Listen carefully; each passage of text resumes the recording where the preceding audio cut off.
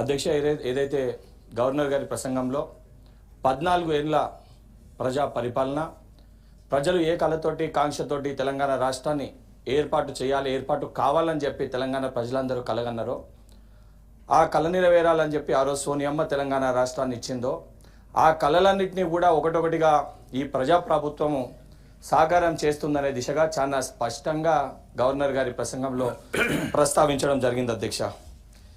కానీ నాకు బాధ కలిగించే అంశం ఒకటి ఉంది అధ్యక్ష.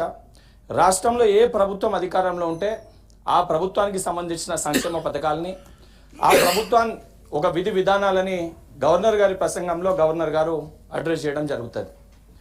అది 14 నెలల పరిపాలన, రేపు ఈ ప్రజాప్రభుత్వం ఏ రకంగా పరిపాలించాలనుకుంటుందనే దానిపైన చాలా స్పష్టంగా గవర్నర్ గారు మాట్లాడడం జరిగింది. గతంలో బీఆర్ఎస్ హయాంలో కూడా బీఆర్ఎస్ ప్రభుత్వం ఉన్నప్పుడు కూడా వారి విధి విధానాలనే గవర్నర్ గారు అడ్రస్ చేయడం జరుగుతుండే.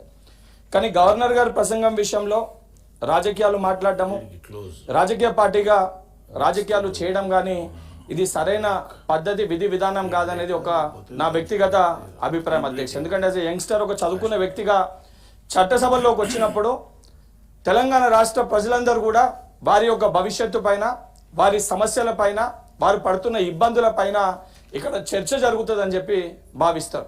అది కాక వ్యక్తిగతంగా విమర్శించుకొని దాంట్లో గవర్నర్ గారు మాట్లాడుతున్నప్పుడు కూడా వారి యొక్క ప్రసంగం మాట్లాడుతున్నప్పుడు కూడా ఇంటరప్ట్ అయ్యి దాని మధ్యలో కూడా క్రాస్ టాక్ చేస్తే తెలంగాణ ప్రజలకు కానీ తెలంగాణ సమాజానికి కానీ సరైన మెసేజ్ పోదని చెప్పి యాజ్ ఎ యంగ్స్టర్ చదువుకున్న వ్యక్తిగా ఈరోజు ఎమ్మెల్సీగా ఉన్నా కాబట్టి నా వ్యక్తిగతంగా నాకు ఆ రకంగా అనిపించింది అధ్యక్ష. దానితో పాటు ఈరోజు పదే పదే ఏదన్నా కూడా ఏ గవర్నమెంట్ వచ్చినా కూడా కొన్ని సైకిల్ ప్రకారంగా జరిగే ప్రాసెస్లు ఉంటాయి అధ్యక్ష. అది ఏదైతే సంబంధించి డెవలప్మెంటల్ యాక్టివిటీస్ కానీ, దేనికి సంబంధించి ఎంప్లాయ్మెంట్ యాక్టివిటీస్ కానీ, లేదా ఏదైనా పెండింగ్లో ఉన్న ఫ్లైఓవర్స్ కానీ, రోడ్ వర్క్స్ కానీ, అవన్నీ కూడా జనరల్ ప్రాసెస్ అధ్యక్ష. అది జరుగుతూనే ఉంటుంది. గత ప్రభుత్వం చేసిందని చెప్పి ఈ ప్రభుత్వం దాన్ని మధ్యలో ఆపేయడము, లేదా ఎవరో స్థాపించారు, ఎవరో శంకుస్థాపన చేసిరని చెప్పి దాన్ని ఆపే ప్రయత్నం ఎవరు కూడా చేయరు అధ్యక్ష. దాంట్లోనే క్రియాశీలకంగా ముఖ్యమైన ఒక విషయం ఉద్యోగాలు అధ్యక్ష. తెలంగాణ రాష్ట్రం ఏర్పడక ముందు కంబైన్డ్ ఏపీ స్టేట్లో ఆ రోజు కిరణ్ కుమార్ రెడ్డి గారు నోటిఫికేషన్లు ఇచ్చినప్పుడు కూడా మేము ఎగ్జామ్స్లో పాల్గొన్నాము, మా రాష్ట్రం మాకు ఏర్పడితేనే మా ఉద్యోగాలు మాకు వస్తాయి అని చెప్పని ఆ రోజు అన్ని ఎగ్జామ్స్ని కూడా బాయ్కాట్ చేయడం జరిగింది. తెలంగాణలో ఉన్న యువకులు బాయ్కాట్ చేసిన తర్వాత ఆ రోజున నోటిఫికేషన్స్ని సరే లెక్కల ప్రకారంగా గత 9 ఏళ్లలో 80,000 ఉద్యోగాలు మట్టుకే 80,432 జాబ్స్, అంటే అప్రాక్సిమేట్ 80,432 జాబ్స్, కొత్త జాబ్స్ ఇవ్వడం జరిగింది అధ్యక్ష.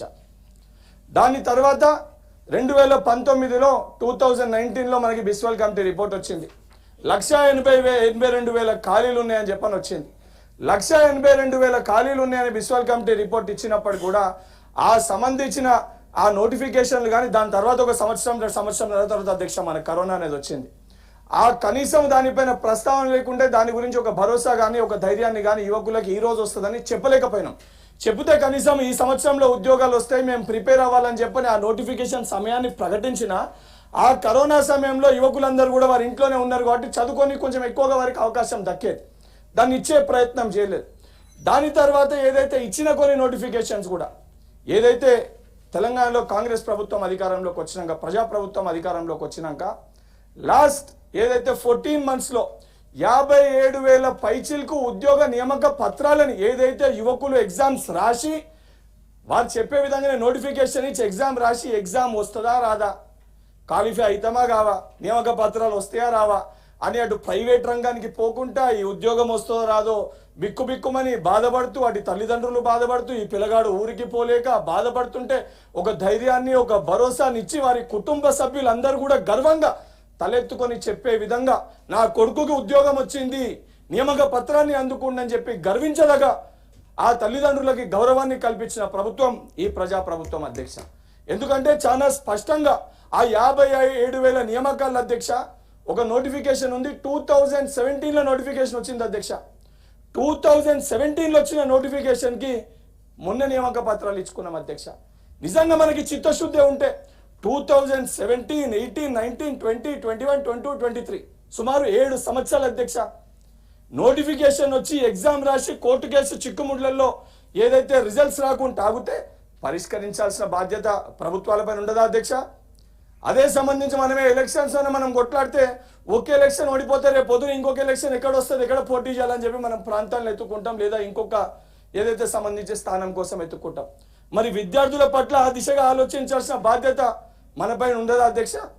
అందుకే చిత్తశుద్ధితోటి కోర్టు కేసు పరిధిలో ఉన్న ఏదైతే ఉద్యోగ నియామకాలన్నింటినీ కూడా గౌరవ ముఖ్యమంత్రి గారు చిత్తశుద్ధితోటి సంబంధించిన లీగల్ ఎక్స్పర్ట్స్ తోటి మాట్లాడి సుప్రీంకోర్టు గైడ్ లైన్స్ ఏమున్నాయని చెప్పి ఏజీ గారు అందరినీ సంప్రదించి అందరితోటి మాట్లాడి అన్ని చిక్కుముడ్లని తీసేసి అన్నిటినీ పరిష్కరించి 57,000 నియామక పత్రాల్ని విద్యార్థులకి ఏదైతే అందరూ గర్వించే దగ్గ విషయం అధ్యక్ష, మనం అందరం కూడా గర్వంతో చెప్పుకోవాలి.